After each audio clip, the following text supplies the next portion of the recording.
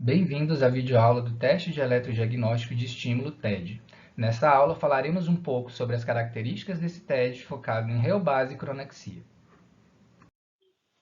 Bom, para começar, eu vou falar um pouquinho sobre nós. Meu nome é Jefferson Oliveira Silva, sou acadêmico do 10º período de fisioterapia pela UFMG, e o nosso grupo é um grupo de pesquisa em eletroestimulação neuromuscular que conta tanto com acadêmicos e professores do departamento de fisioterapia da escola, da UFMG, e também com professores do departamento da engenharia elétrica, também da Universidade Federal de Minas Gerais. Ao final dessa aula, você será capaz de entender o que é o teste de eletrodiagnóstico e seus parâmetros avaliativos, entender a resposta muscular, a diferentes larguras de estímulos e as intensidades também, e também realizar e interpretar os resultados do teste de eletrodiagnóstico de estímulo. O que é o teste de eletrodiagnóstico de estímulo, A gente chama ele também de TED. O teste ele faz uso de parâmetros específicos do estímulo elétrico neuromuscular e ele vai observar e vai informar para a gente qual é a resposta muscular, e a gente vai conseguir fazer inferências acerca dessa condição neuromuscular através da eletrofisiologia. Ele é um teste não invasivo e pode ser realizado à beira-leito do paciente. Ele vai indicar que há alteração na excitabilidade neuromuscular, porém ele não tem poder diagnóstico. Ele não vai informar para a gente qual é essa alteração e a localização dessa alteração. Para isso, a gente precisa de testes mais específicos, como o teste de eletromiografia, por exemplo. O primeiro parâmetro que a gente vai utilizar para a realização do TED é a reobase.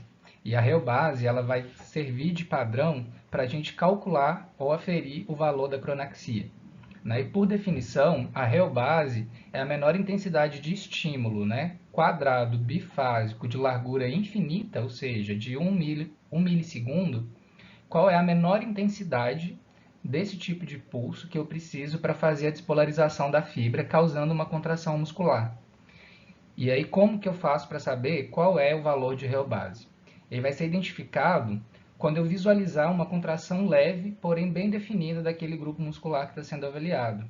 Então, eu vou subindo esse valor de reobase de 1 a 1 mA, e aí, quando eu detecto essa contração leve, porém bem definida, eu marco no equipamento o valor da reobase. Esse slide ele vai mostrar para a gente qual é o formato desse pulso do estímulo. A largura desse pulso ela vai ser fixa em 0,20 segundos e isso já define para a gente uma largura infinita, e a gente pode ver aqui que a intensidade vai ser o padrão variável para a gente localizar a reobase, já que vamos ter valores diferentes variando de indivíduo para indivíduo, e isso vai levar em conta quanto tempo esse paciente está acamado, qual é a condição muscular e neurológica desse paciente, como está a questão da placa motora desse paciente. Isso vai influenciar na intensidade que a gente vai encontrar para fazer aquele disparo. Lembrando que é um disparo muscular leve, porém com uma qualidade de contração muscular onde você consegue identificar aquele ventre contraindo, sem a necessidade de uma contração do tipo 5. O tempo entre os estímulos, o início de um estímulo e o outro início é de 2 segundos, porém o tempo entre eles, o final do primeiro estímulo para o segundo, é um tempo off de 1,6 segundos. Então isso vai fazer com que a gente tenha mais cuidado na hora de subir essa intensidade. A gente não vai subir essa intensidade de forma contínua, a gente sempre vai aumentar miliampere por miliampere e com intervalo entre esses incrementos de 2 segundos, para a gente pegar qual é a resposta muscular em cada miliampere, para a gente detectar essa contração leve, porém com boa representação aí do ventre muscular sendo contraído. A cronaxia é o segundo e o mais importante parâmetro para ser avaliado no TED. E lembra que eu falei que ela depende da reobase? Pois é. A definição dela é a largura de pulso retangular com a intensidade de duas vezes o valor da reobase necessária para iniciar o disparo da potencial de ação com a contração muscular. E a identificação dela é muito parecida com a da reobase. Você vai identificar ao visualizar uma contração leve, porém bem definida desse grupo muscular. Aqui a gente vai mostrar também qual é o pulso. Ele é um pulso bem parecido com o da reobase. A diferença é que Nesse pulso, o valor de intensidade ele já vai estar definido. Ele vai ser o valor de 2 vezes o valor que a gente encontrou na reobase. Então, por exemplo, se eu achei uma reobase de 10 mA, para eu calcular a cronaxia, o equipamento vai alterar automaticamente e já vai me dar esse estímulo com a intensidade de 20 mA. Né? Qual é o parâmetro variável? O parâmetro variável na cronaxia é a largura, né? Porque na cronaxia eu estou procurando qual é a menor largura de pulso que vai fazer a despolarização da minha fibra, né? E vai me desencadear uma resposta muscular. E o tempo entre o final e o começo do pulso é um tempo total, tempo off, de 2 segundos. Então, da mesma maneira, eu só vou fazer o aumento dessa largura do pulso com intervalo a cada 2 segundos entre cada parâmetro, para eu poder pegar qual é o valor exato que eu começo a ter essa despolarização, né? Que eu tenho essa despolarização aí desejada para aferir o valor de cronaxia. Né? E como é a resposta muscular? Né? Músculos inervados ou com boa qualidade da junção neuromuscular, eles vão responder o que a gente chama de estímulo mais curto, né? Para facilitar. O estímulo mais curto é aquele estímulo com menor 1000 microsegundos. Então, se eu tenho num resultado de cronaxia menor que 1000 microsegundos, esse músculo está com uma boa qualidade de inervação e a junção neuromuscular preservada. Porém, se eu tenho algum processo ali de degeneração axonal, né, algum processo de acometimento axonal, ou até mesmo do nervo como um todo, ou das fibras musculares, eu vou ter um déficit nessa condução. Então, as minhas fibras musculares vão começar a responder com estímulos mais longos. Estímulos mais longos a gente considera estímulos acima de 1000 microsegundos. Né? Então, a gente tem esse ponto de corte aí na cronaxia, que define para a gente como o ponto onde a gente já consegue inferir que há alguma déficit ali da estabilidade neuromuscular. Essa é uma tabela com as classificações dos valores de cronaxia, que ela vai dar algumas informações para a gente. Né? Se eu tenho valores abaixo de 1 milissegundos, né? Lembrando que essa tabela está exemplificada aqui para ficar mais fácil de leitura em milissegundos, ao invés de ser microsegundos. Né? 1 milissegundo é igual a 1000 microsegundos. Então, nós temos aqui abaixo de 1 milissegundo, aquele ponto de corte que a gente tinha, né? Um tipo de lesão pode haver uma neuropraxia, porém a denervação e a degeneração estão ausentes. Se eu tenho ali acima de 1 milissegundo e abaixo de 10 milissegundos, eu tenho uma neuropraxia com um leve nível de degeneração e uma reação de degeneração parcial.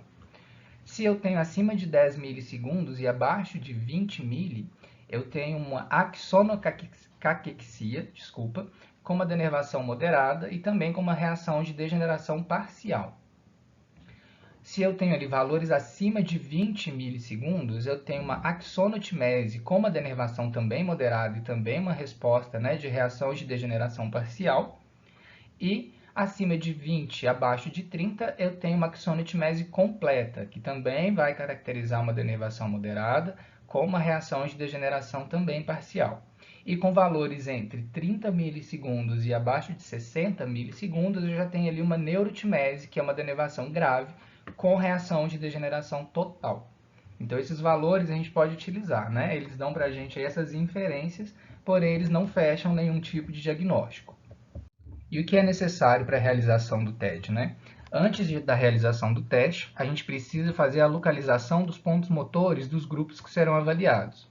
Né? Para isso, a gente já falou como a gente faz essa localização, a gente utiliza a caneta. E por que é importante localizar esses pontos motores? A gente sabe que em cima dos pontos motores é o ponto onde eu vou precisar de menor intensidade para despolarizar um potencial de ação ali e responder àquele músculo de forma contrátil. Então, eu vou otimizar os valores do meu teste, dando aí um valor de tanto de reobase quanto de cronaxia, já que eles são dependentes, né? Um valor mais sensível, um valor ali mais exato, né? E aí eu vou iniciar com a aferição da reobase, e quando eu tiver esse valor de reobase daquele grupo muscular, eu vou avaliar em seguida o valor de cronaxia. Lembrando que sempre, né, que o valor da intensidade do estímulo da cronaxia é de 2 vezes o valor encontrado de reobase. Para eu definir quais são esses valores, eu vou depender do meu contato visual com o grupo muscular que está sendo avaliado, né? E aí eu vou procurar uma contração leve, porém bem definida. e ele deve ser realizado em todos os grupos musculares que serão estimulados. Ele vai ser um teste que ele vai te possibilitar traçar a evolução desse paciente de acordo com os valores encontrados de cronaxia, né? Uma vez que quanto menor o valor, menor o nível ali da degeneração que eu vou ter ou da resposta, né, da estabilidade neuromuscular. Então, quanto menores valores, melhores as condições de resposta desse meu músculo.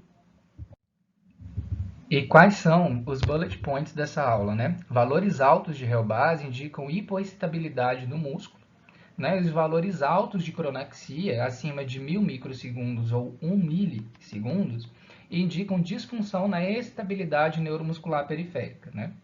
E o TED, ele vai indicar as alterações neurofisiológicas, né, da condução aí, da estabilidade desse músculo e dessa placa motora, porém ele não vai definir quais são as causas dessa alteração. Então a gente vai utilizar ele como um teste de avaliação, né, para eu poder evoluir a condição desse paciente, porém eu não consigo fechar um diagnóstico de qual é essa condição com o TED.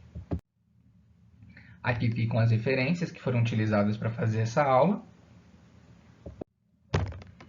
O nosso grupo é composto pela professora doutora Lígia Loyola, o professor doutor Rodrigo Tonella, a aluna de graduação Ana Carolina Magalhães, Carolina Santos, Guilherme Teres, Gustavo Arantes, Hugo Barbosa, Jefferson Oliveira e Paula Gomes. O responsável pelo roteiro e gravação dessa videoaula fui eu, Jefferson Oliveira.